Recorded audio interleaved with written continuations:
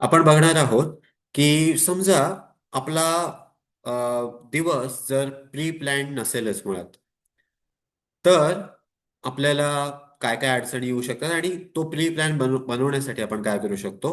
पण जरी pre plan असेल आणि अचानक इतर इतर कामं येत असतील, तरी आपण ती कशी हँडल करू शकतो. महत्वाचं आहे आपली इफिशियन्सी वाढवणं, विशेषतः गडबड असलेल्या दिवशी.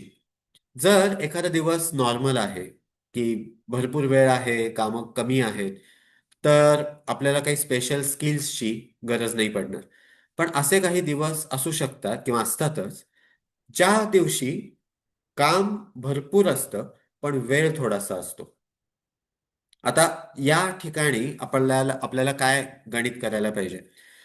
तर एक सिंपल कन्सेप्ट आहे. ते म्हणजे आपण दिवसभरात जे काही काम करतो, जितकं काही काम करतो, ते अवलंबून असतं आपल्या एनर्जी लेव्हलवर. जितकी एनर्जी लेव्हल जास्त, तितकं आपण दिवसात जास्त काम करू. अर्थात फक्त एनर्जी लेव्हलवरच असं नाही, आपल्या एनर्जी सेंटरचा जो आकार आहे त्याच्यावर सुद्धा. तर ही एक सिंपल गोष्ट आहे किंवा हा एक सिंपल रूल आहे, जो आपल्याला लक्षात ठेवायची गरज आहे.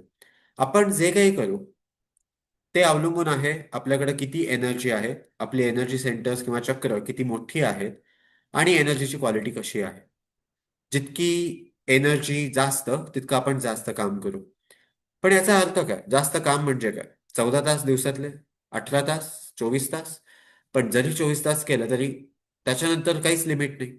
म्हणजे आपल्याकडं डेड एंड आला. मग काय? तर पहिली गोष्ट, जेव्हा आपण म्हणू जितकी एनर्जी जास्त, तितकं आपण जास्त काम करू. याचा सगळ्यात पहिला अर्थ आहे की आपण जास्त तास काम करू शकतो, कमी दमता किंवा न दमता. आपण एनर्जेटिक असतो, आपण उत्साही असतो. म्हणजे रात्री 9ला जरी आपण एखादी गोष्ट ठरवत असू की मला आता हे करायचंय, तरी आपण ती करू शकतो. पण हे आपल्याला पुरेसं नाहीये. का? कारण एका ठराविक पॉइंट नंतर तास वाढणारच नाहीत. मग काय? मग दुसरे फॅक्टर्स महत्वाचे आहेत आणि हे सुद्धा आपण एनर्जेटिकली समजून घेऊ. पहिली गोष्ट आपल्याला करायची आवश्यकता आहे लिस्ट, टास्क लिस्ट. ही एक खूपच चांगली सवय असेल की आपल्याकडे जी काही कामं आहेत त्याची आपण यादी बनवलेली असते. दुसरं काम आहे, त्याची लिस्ट पण आहे, पण साधारण त्याच्या पुढे त्याचा अप्रॉक्सिमेट टाइम लिहिलेला असतो. म्हणजे एक एक्सपेक्टेड टाइम, प्रत्येक कामाचा एक्सपेक्टेड टाइम आपल्याकडे आहे. त्यानं काय होईल, जेव्हा आपण ते काम करत आहोत आणि आपल्याला माहिती आहे की याचं expected time may be 15 minutes आहे, पण आपण आता चालू केलं आणि अर्धा तास झाला तरी आपलं काम झालेलं नाही, तर आपण शोधायचा प्रयत्न करू की मला का उशीर होत आहे. आपल्याला जर अपेक्षित वेळ माहीतच नसेल, तर काय होईल? आपण 15 मिनिटाचं काम 45 मिनिट जरी केलं तरी आपल्याला वाटेल ठीक आहे ना, माझं आज हे काम पूर्ण झालं. आणि आपण हे कधीही शोधणार नाही की हे अजून फास्ट कसं होऊ शकतं. म्हणून फक्त टास्क लिस्ट महत्वाची नाही, टास्क लिस्ट तर असायलाच हवी, पण आपल्याला प्रत्येकाचा अपेक्षित वेळ पण माहीत असायला हवा. तिसरी गोष्ट आहे टाइम ट्रॅकिंग. याचा अर्थ आपण प्रत्येक काम करत असताना टाइम ट्रॅक करायचा प्रयत्न करत आहोत. यालाच दुसऱ्या भाषेत म्हणतात अवेअरनेस. बऱ्याचदा आपण स्पिरिच्युअल प्रॅक्टिसेसमध्ये बघतो की आपल्यामध्ये जागरूकता असायला हवी, आपल्यामध्ये अवेअरनेस असायला हवा. इव्हन ध्यान धारणा हे जे दोन शब्द आहेत, धारणा म्हणजे कॉन्सन्ट्रेशन, ध्यान म्हणजे अवेअरनेस. आपण जेव्हा म्हणतो ध्यान करत आहोत, त्याचा अर्थ आहे आपण अवेअर आहोत. याचाच अर्थ आपण संपूर्ण दिवस ध्यान करू शकतो, ध्यानपूर्वक काम करू शकतो. पण ध्यानाचा खूप जास्त संबंध आहे, एका ठराविक लेवलमध्ये संबंध आहे वेळेशी. कारण वेळ हा असा एक फॅक्टर आहे आणि दुसरा फॅक्टर आहे स्पेस. आपण कुठं आहोत आणि कुठं म्हणजे फक्त जागा नाही, घरी आहोत, ऑफिसमध्ये आहोत एवढं नाही. तर आपण ज्या ठिकाणी आहोत, ज्या एन्व्हायरमेंटमध्ये आहोत आणि आपल्या आतमध्ये जे काही चालू आहे ते स्पेस आणि वेळ, या दोन गोष्टी जर आपण लक्ष ठेवून असू आणि तिसरं आहे रिझनिंग, तर या तिन्ही गोष्टीतून अवेअरनेस येतो. बऱ्याचदा आपल्याला प्रश्न पडू शकतो की ध्यानपूर्वक एखादी गोष्ट करणं म्हणजे काय? तर आपण एक्झॅक्टली काय करत आहोत, ते कसं करत आहोत हे माहीत असणं. पण दुसरा त्याच्यात पार्ट आहे, आपण ते का करत आहोत हेही माहीत असणं.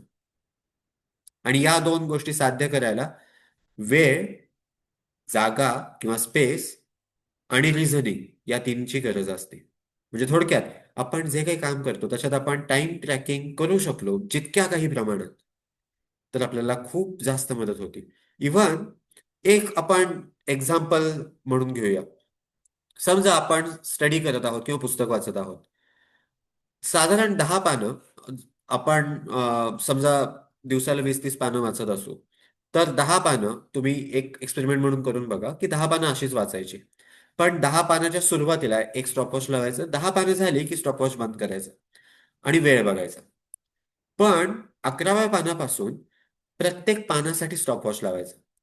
जसं 11वं पान चालू होईल स्टॉपवॉच चालू होणार, पान संपलं की त्याचा लॅप पडणार, परत 12वं पान संपलं की लॅप पडणार आणि आपण प्रत्येक वेळी बघायचं या पानाला किती वेळ लागला. तुम्हाला लक्षात येईल की पहिल्या 10 पानांना जितका वेळ लागला त्याच्यापेक्षा कमी वेळ पुढच्या 10 पानांना लागेल, प्रोव्हायडेड बाकी सगळ्या कंडिशन सेम आहेत. फॉर एक्झाम्पल, दुसऱ्या 10 पानांच्या मध्ये कंटेक्स्ट किंवा कंटेंट तेवढाच सिम्पल आहे, किंवा कंटेक्स्च्युअली दुसरं काही डिस्टर्बन्स नाहीये वगैरे वगैरे. या सगळ्या गोष्टी असतील तर आपल्या लक्षात येईल की दुसऱ्या 10 पानांना कमी वेळ लागला का? कारण आपण वेळेकडे बघत आहोत. वेळेकडे बघून आपल्या लक्षात येत आहे, अरे च्या मागच्या 2-3 पानांना 2.5 मिनिट लागत होती, या पानाला मात्र 5 मिनिट लागली का? आणि लगेच आपल्या मनात विचार येईल की कारण मी हा विचार माझ्या मनात हा विचार चालू होता, आणि मग आपला लगेच फोकस वाढेल. त्याच्यामुळं टाइम ही एक अशी गोष्ट आहे ज्यानं आपण आपला फोकस आणू शकतो. समजा मगाशी आपण डिस्कस करत होते, भरपूर कामं आहेत, वेळ कमी आहे, तरी सुद्धा पहिल्यांदा हे करायला हवं की टास्क लिस्ट बनवायची, त्याचा प्रिफरन्स ठरवायचा आणि टाइम वाईज चालू करायचं. कारण जसं आपण परत परत विचारू स्वतःला की किती वेळ, तेव्हा आपण स्वतःला पटकन अलाइन करू शकतो किंवा फोकस्ड ठेवू शकतो त्याच टास्कमध्ये.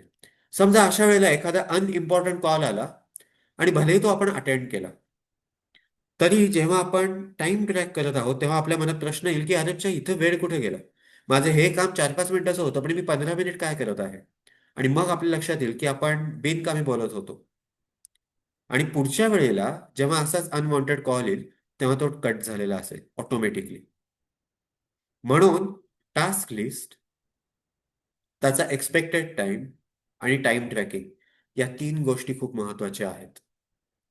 पण आपण हे एनर्जेटिकली सुद्धा जोडू शकतो. एक तर आपण डिस्कस केलं की आपली एनर्जी जितकी छान तितकं आपण जास्त काम करू शकतो.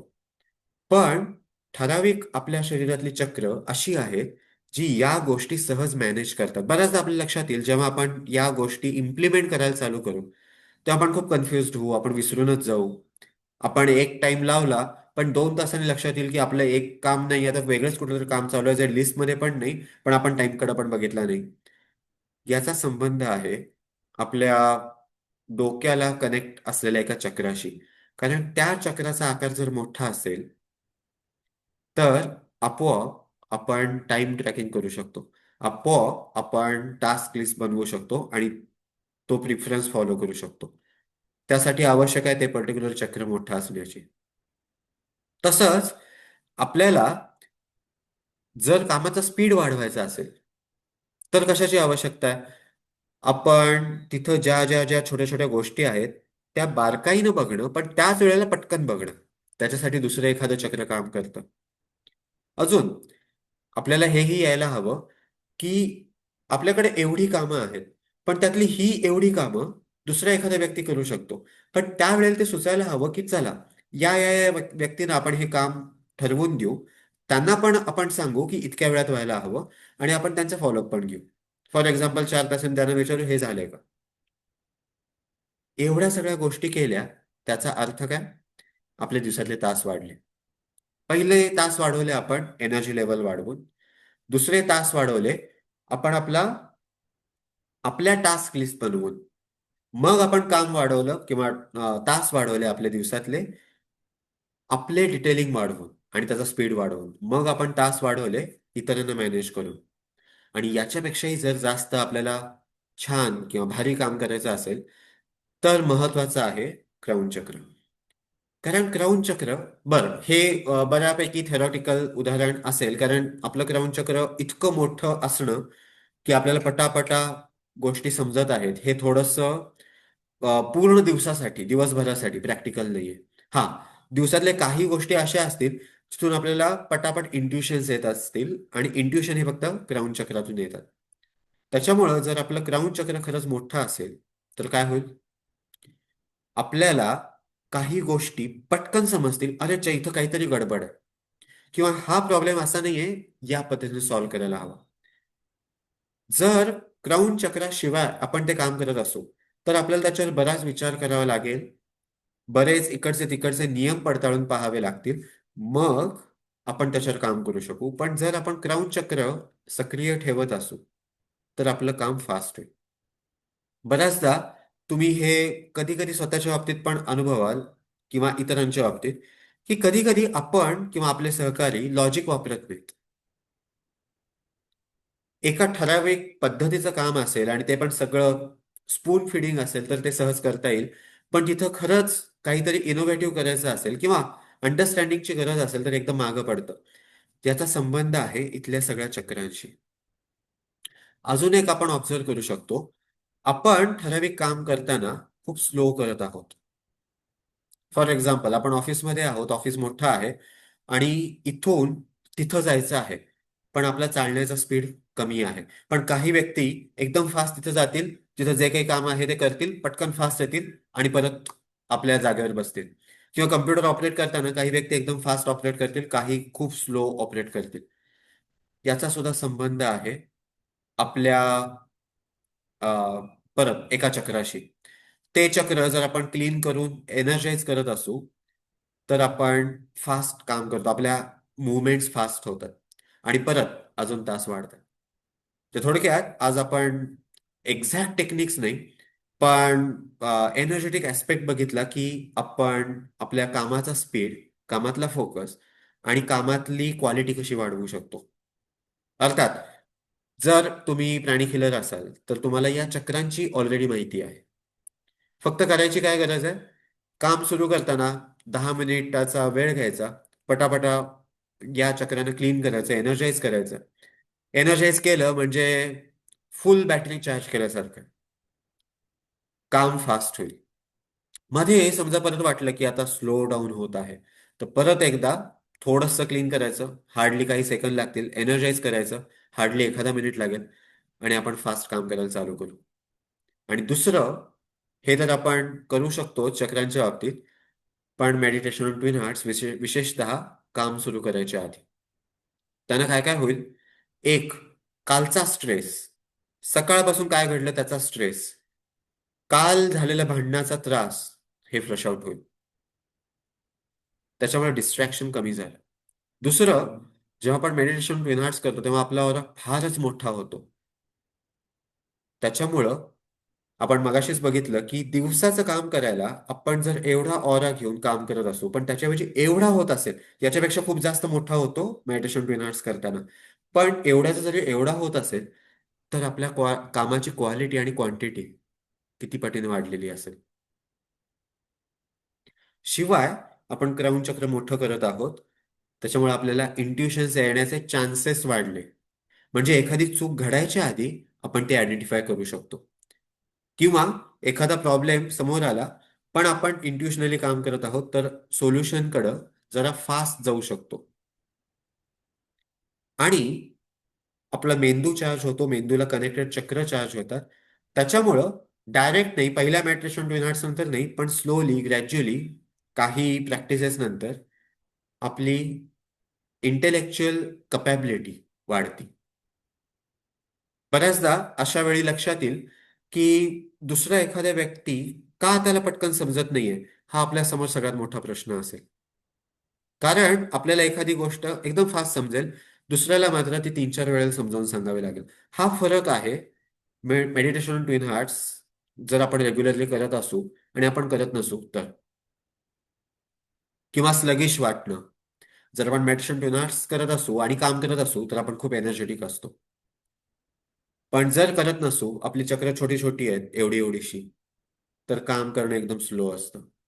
एखादी गोष्ट शिकण्याचा स्पीड खूप कमी असतो.